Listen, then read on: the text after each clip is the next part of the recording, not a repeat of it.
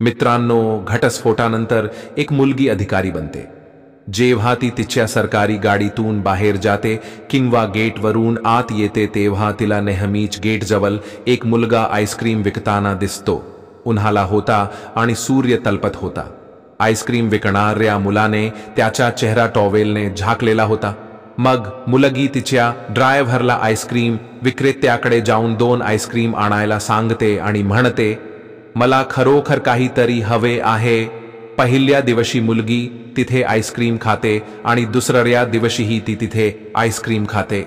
पण तिसऱ्या दिवशी जेव्हा ती स्वतः तिथे आईस्क्रीम खरेदी करण्यासाठी जाते तेव्हा तिला कळते की तो मुलगा दुसरा कोणी नसून तिच्या घटस्फोटित नवरा आहे. मित्रांनो, ती त्याला ओळखू शकली नाही कारण त्या मुलाने तोंडावर टॉवेल बांधला होता आणि उष्णतेमुळे मुलीनेही मास्क घातला होता. घटस्फोटानंतर अनेक वर्षांनी मुलगी SDM बनते आणि मुलगा त्याच तहसील समोर आईस्क्रीम विकत असतो. मित्रांनो, त्यानंतर मुलीने तिच्या पतीसोबत काय केले जर तुम्ही ऐकले तर तुम्हीही त्या मुलीची प्रशंसा कराल आणि म्हणाल की ती खरोखर मुलगी नव्हती तर एक देवी होती. मित्रांनो, ही एक अतिशय मनोरंजक कहाणी आहे. ती हृदयस्पर्शी आहे. चला या व्हिडिओमध्ये संपूर्ण कहाणी जाणून घेऊया. पण पुढे जाण्यापूर्वी माझी एक छोटीशी विनंती आहे. जर तुम्ही आमच्या चॅनेलला पहिल्यांदाच भेट देत असाल तर कृपया चॅनेलला सबस्क्राईब करा आणि व्हिडिओला लाईक करा जेणेकरून माझे धैर्य वाढत राहील आणि मी अशाच आणखी मनोरंजक कथा शेअर करत राहू शकेन. मित्रांनो, ही बिहारमधील रविताची कहाणी आहे. रविताचे वडील सरकारी शिक्षक होते. रविताच्या वडिलांना वाटले की त्यांची मुलगी आता एक तरुणी आहे, मोठी झाली आहे आणि पटना येथे शिकत आहे. तिने पदवी पूर्ण केली आहे आणि सरकारी नोकरीची तयारी करत आहे. म्हणून तिच्या आयुष्यात सर्व काही व्यवस्थित चालले होते. रविताचे लग्न का करू नये? रविता व्यतिरिक्त तिला आणखी 3 बहिणी होत्या. रविताच्या वडिलांना त्याच्यावरील दबाव कमी करण्यासाठी हळूहळू त्या सर्वांचे लग्न एक एक करून करायचे होते. त्यानंतर रविताच्या वडिलांनी रविताचे लग्न वैशालीच्या एका मुलाशी लावले. त्याचे नाव ऋतिक होते. ऋतिक देखील एका श्रीमंत कुटुंबातून आला होता आणि तो सुशिक्षित होता. तो त्याच्या पालकांचा एकुलता एक मुलगा होता. त्याच्या पालकांचाही एक मोठा व्यवसाय होता जो तो एकट्याने सांभाळत असे. परिणामी रविताच्या वडिलांनी तोच योग्य जोडीदार आहे असे ठरवले आणि त्यांनी त्याची मुलगी रविताचे लग्न त्याच्याशी करून दिले.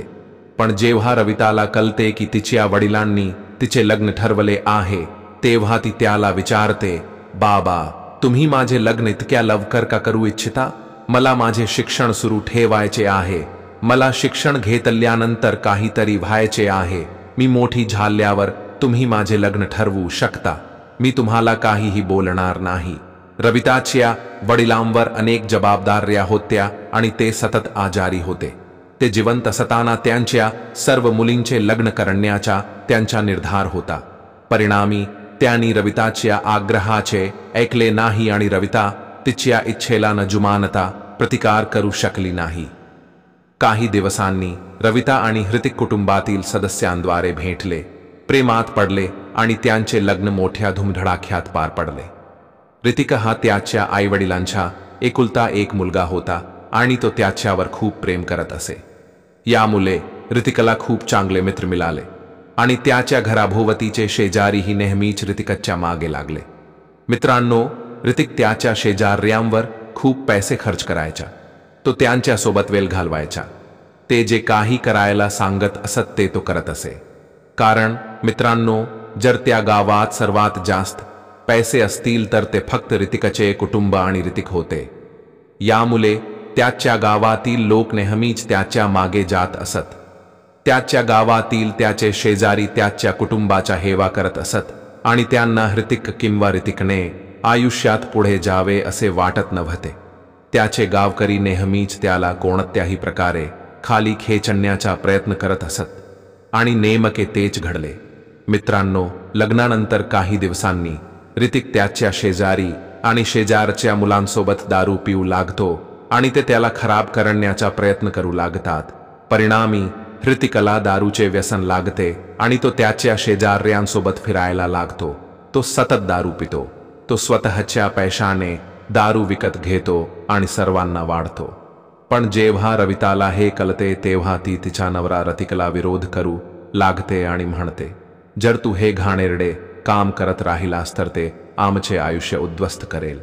तू समजून घेण्याचा प्रयत्न का करत नाहीस? आमच्या गावातील लोकांना आम्ही आनंदी राहावे असे वाटत नाही. ते आम्हाला नष्ट करू इच्छितात आणि तुला हे समजत नाही. पण रतिक जसा होता तसा रविताचे ऐकत नव्हता आणि सतत तिला शिवीगाळ करत असे. यामुळे रविताचे सासरचे लोकही रतिकशी कठोरपणे बोलत आणि त्याला फटकारत होते. पण रतिक त्याच्या पालकांचे ऐकत नव्हता आणि रविताचेही ऐकत नव्हता. तो दररोज दारू पिऊन घरी येऊ लागला आणि पत्नीला मारहाण करू लागला. रतिक त्याच्या पालकांचा एकुलता एक मुलगा होता आणि त्याच्याकडे भरपूर जमीन होती. त्याचे दुकान चांगले चालत होते, त्यामुळे भरपूर उत्पन्न मिळत होते. यामुळे रतिकच्या बेकायदेशीर कामांकडे कल वाढला. मित्रांनो, रविताच्या लग्नाला 1 महिनाही झाला नव्हता आणि त्या महिन्यातच रविताला हे समजले होते की जर रतिक असेच वागत राहिला तर त्यांना एक दिवस रस्त्यावर सोडले जाईल. मित्रांनो, आता तुम्हाला समजेल की रतिक त्याच्या शेजारी आणि मित्रांसोबत किती वाईट वागला आणि त्याने किती पैसे कमवले आणि खर्च केले. त्याची पत्नी अधिकाधिक त्रासदायक होत चालली होती. रविताच्या सासरच्यांनी रतिकशी समजावून सांगण्याचा प्रयत्न केला नाही आणि त्याला सोडून दिले, कारण त्यांना त्यांचा मुलगा रागाच्या भरात कोणतेही चुकीचे पाऊल उचलू नये असे वाटत होते. पण 4 महिने क्षणार्धात निघून गेले. रतिक रविताला सतत मारहाण करत होता आणि मारहाण करत होता. तिचे आयुष्य 1% सुधारत नव्हते.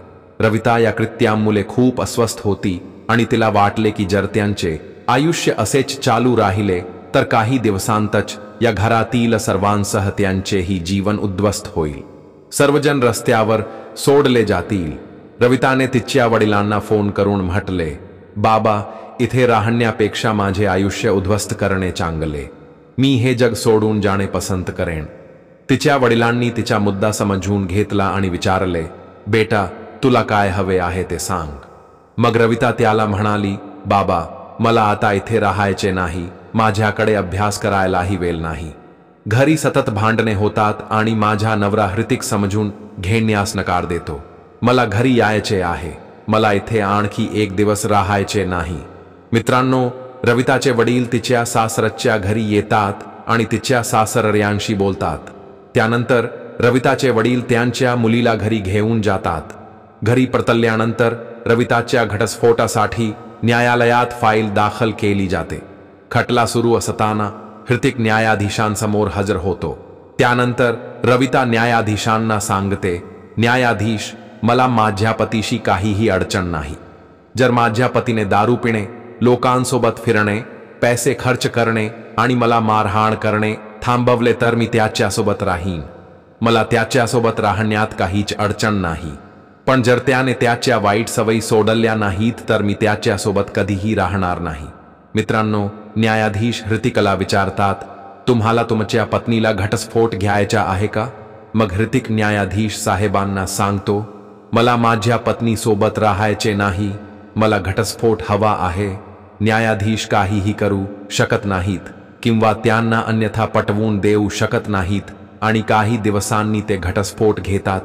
रविता तिच्या वडिलांच्या घरी राहायला जाते आणि रतिक त्याच्या मित्रांसोबत फिरायला, त्याचे दुकान सांभाळण्यास आणि शेजाऱ्यांसोबत फिरायला लागतो. हळूहळू राहिकचे आयुष्यही बिघडते, परंतु राहिकला खात्री पटत नाही. दरम्यान राहिक तिच्या वडिलांचे घर सोडते आणि तिथे गेल्यानंतर ती पटनाला परत येते आणि सरकारी नोकरीची तयारी करू लागते.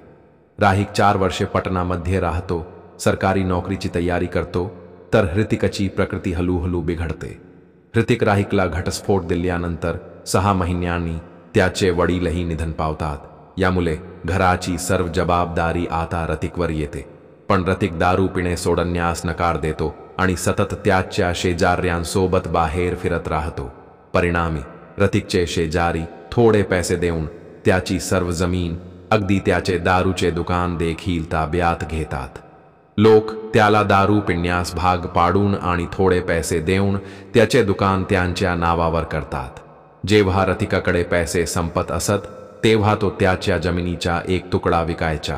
तथापि जेव्हा त्याची आई आक्षेप घेत असे तेव्हा रतिक तिला मारहाण करायचा.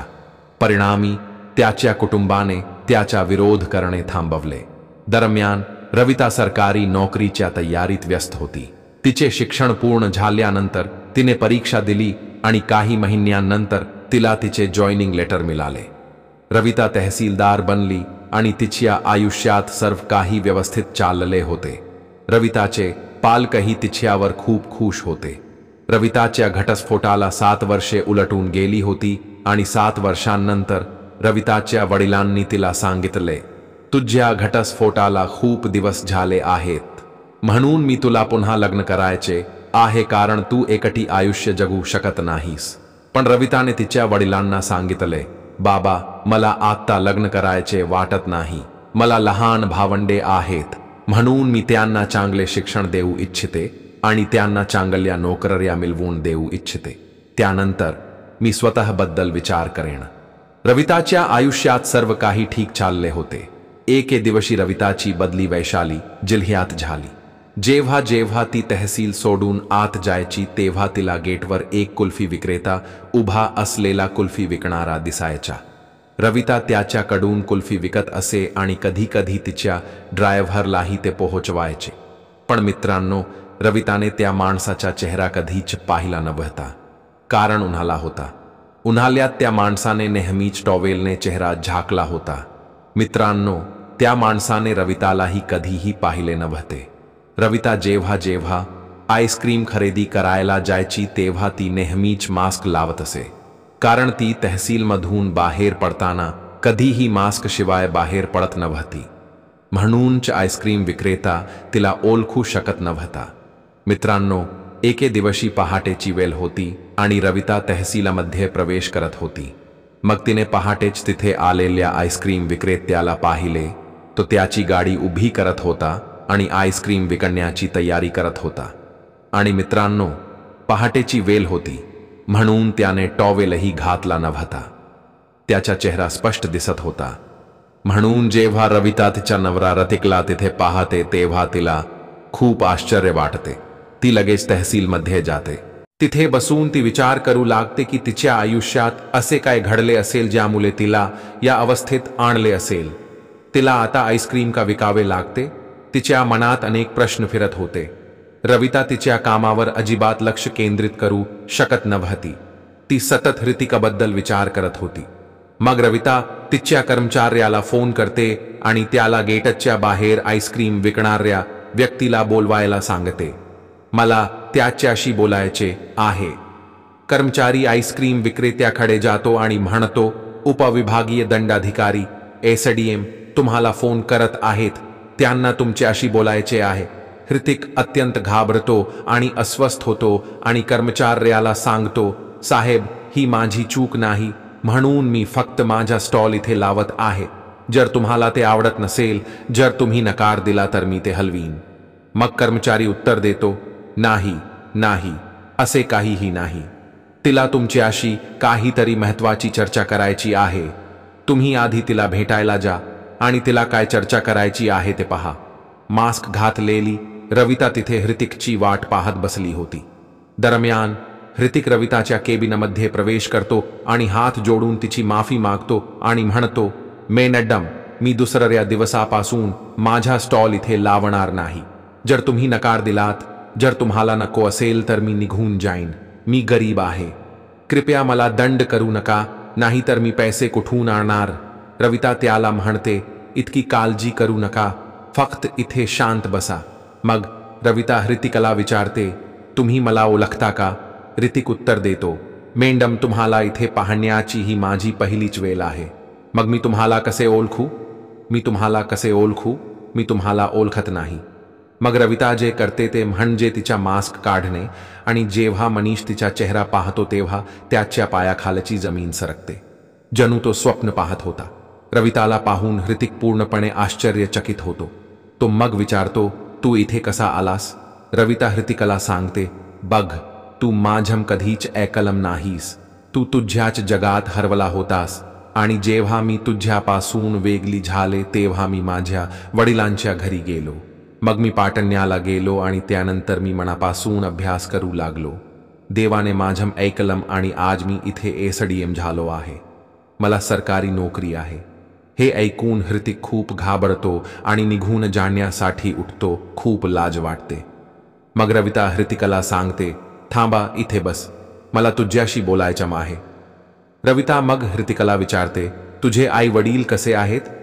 हृतिक मग म्हणतो, तू गेल्यानंतर काही महिन्यांनी माझ्या वडिलांचे निधन झाले आणि त्यांच्या जाण्यानंतर आमची परिस्थिती आणखी बिकट झाली. रविता मग विचारते, तुमचे एक दुकान चांगले चालत होते, तुमची इतकी मालमत्ता होती, मग तुम्ही इथे आईस्क्रीम का विकत आहात? हृतिक मग रविताला त्याची संपूर्ण कहाणी सांगतो. आमच्या शेजाऱ्यांनी आमची सर्व जमीन त्यांच्या नावावर करून घेतली आहे. त्यांनी मला 1 लाख रुपयांच्या जमिनीसाठी 5 लाख रुपये दिले आणि नंतर परतफेड करण्याचे आश्वासन दिले. अशा प्रकारे त्यांनी माझी सर्व जमीन त्यांच्या नावावर करून घेतली आहे आणि जेव्हा मी त्यांच्याकडे पैसे मागायला जाते तेव्हा ते मला मारहाण करू लागतात. लोक मला गावात राहू देत नाहीत, म्हणूनच मी कधीही घरी जात नाही. मी इथे आईस्क्रीम विकून राहते. माझ्या वडिलांच्या मृत्यूनंतर माझी आई खूप दुःखी आहे आणि ती कसा तरी घरी उदरनिर्वाह करत आहे. मित्रांनो, जेव्हा रविता हे सर्व ऐकते तेव्हा तिला विश्वास बसत नाही की कोणी दारूचे इतके व्यसन कसे करू शकते की त्यांचे आयुष्य उद्ध्वस्त होते आणि त्यांना काहीही समजत नाही. हे सर्व ऐकून रविता खूप काळजीत पडते. त्यानंतर ती हृतिकच्या गावातील एका तहसीलदाराशी बोलते. त्यानंतर ती हृतिकच्या मालकीची सर्व जमीन आणि मालमत्तेची कागदपत्रे मिळवते, ज्यात जमिनीच्या नोंदी आणि इतर कागदपत्रे समाविष्ट आहेत. ती हृतिकला सांगते, तुमचे दुकान गाडीवर लावू नका. मी तुम्हाला तहसीलमध्ये एक दुकान लावते. तुम्ही तिथे तुमचे दुकान लावू शकता. रविता हृतिकला असेही सांगते, ते नाते संबंधात आहेत किंवा ते पती पत्नी आहेत हे कोणालाही सांगू नका, नाहीतर आपली खूप बदनामी होईल. त्यानंतर हृतिक निघून जातो आणि पुन्हा त्याचे आईस्क्रीम विकू लागतो. रविता हृतिकच्या मालमत्तेशी संबंधित सर्व कागदपत्रे मिळवते आणि काही अकाउंटंटशी बोलते. 1 वर्षाच्या कालावधीत ती हळूहळू हृतिकची मालमत्ता हडप करणाऱ्यांकडून सर्व जमीन परत घेते आणि ती हृतिकच्या नावावर हस्तांतरित करते. पण जेव्हा हृतिकच्या शेजाऱ्यांना कळते की त्याच्या मागे कोणीतरी आहे, कोणीतरी त्याला मदत करत आहे आणि त्याची सर्व मालमत्ता त्यांच्या नावावर करत आहे, तेव्हा ते आश्चर्यचकित होतात. पण त्यांच्या शेजाऱ्यांना हे समजत नाही की हृतिकला पाठिंबा देणारी व्यक्ती कोण आहे. त्याच्या पत्नीने त्याला घटस्फोट दिला होता आणि तो सोडून गेला होता. ती त्याच्या सोबत राहत नव्हती आणि काही महिन्यांनंतर त्याचे वडीलही गेले, ज्यामुळे हृतिकला आधार देणारे कोणीही राहिले नाही. हळूहळू वेळ निघून गेली आणि 2-3 वर्षांनी हृतिकची सर्व जमीन आणि मालमत्ता त्याला त्याच्या दुकानासह एक करून परत करण्यात आली. त्याला फसवणूक करून खरेदी केलेल्या दुकाने देखील परत मिळाली. मग रविता हृतिकला म्हणाली की त्याला आता आयुष्यात इकडे तिकडे फिरण्याची गरज नाही. जर तुम्ही पुन्हा ही चूक केली तर तुम्हाला कदाचित आणखी वाईट परिणामांना सामोरे जावे लागेल. म्हणून मी तुम्हाला तुमचे दुकान सांभाळण्यावर, तुमच्या कुटुंबाची काळजी घेण्यावर आणि तुमच्या मालमत्तेची काळजी घेण्यावर लक्ष केंद्रित करावे अशी माझी इच्छा आहे. रविता ज्ञाने हृतिकसाठी खूप काही केले आहे. हात जोडून क्षमा मागते तेव्हा त्याच्या डोळ्यात अश्रू येतात. तो रविताला सांगतो, मला तू माझ्यासोबत माझ्या घरी यावे असे वाटते. आपण आता एकत्र राहायला हवे. पण रविता त्याला सांगते, मला थोडा वेळ हवा आहे. मी आत्ता तुझ्या घरी येणार नाही. घरी जा, तुझ्या आईची काळजी घे आणि तुझे दुकान सांभाळ. मी काही दिवसांत परत येईन. त्यानंतर तो घरी जातो आणि परतल्यानंतर तो त्याच्या दुकानात काम करायला लागतो. तो त्याची दुकान सांभाळायला लागतो. काही महिन्यानंतर रविता आणि हृतिक पुन्हा एकत्र आले आणि मंदिरात पुनर्विवाह केला. त्यानंतर हृतिक रविताला घरी घेऊन गेला. 12 ते 13 वर्षांनी रविता तिच्या सासरच्या घरी परतली तेव्हा रविताला पाहून त्याची आई खूप आनंदी झाली. त्यांचे कुटुंब पूर्णपणे उद्ध्वस्त झाले होते. रविताचे लग्न झाल्यावर रविता त्याला सोडून गेली. काही दिवसांनी हृतिकच्या वडिलांचेही निधन झाले.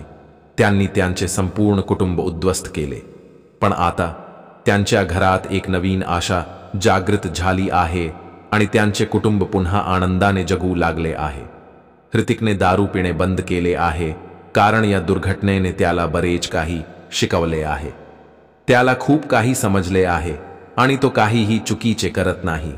तो रवितासोबत पूर्णपणे चांगला नवरा म्हणून राहतो. तो रविताला कधीही मारहाण करत नाही किंवा तिला त्रास देत नाही. मित्रांनो, असे म्हणतात की मुली लक्ष्मीचे रूप आहेत आणि जिथे त्या पाऊल ठेवतात तिथे स्वर्ग बनतो. मित्रांनो, कदाचित रविता त्या घरासाठी लक्ष्मीचे रूप होती. जर ती त्या घरात परतली नसती तर त्यांचे जीवन कधीही सुधारले नसते आणि ते कायमचे उद्ध्वस्त झाले असते. तर मित्रांनो, ही आजची कहाणी होती. तुम्हाला हा व्हिडिओ कसा वाटला ते कमेंट सेक्शनमध्ये आम्हाला कळवा. जर तुम्हाला हा व्हिडिओ आवडला असेल तर लाईक करा. चॅनेलला सबस्क्राईब करायला विसरू नका. आम्ही पुन्हा एका नवीन कथेसह भेटू. तोपर्यंत धन्यवाद.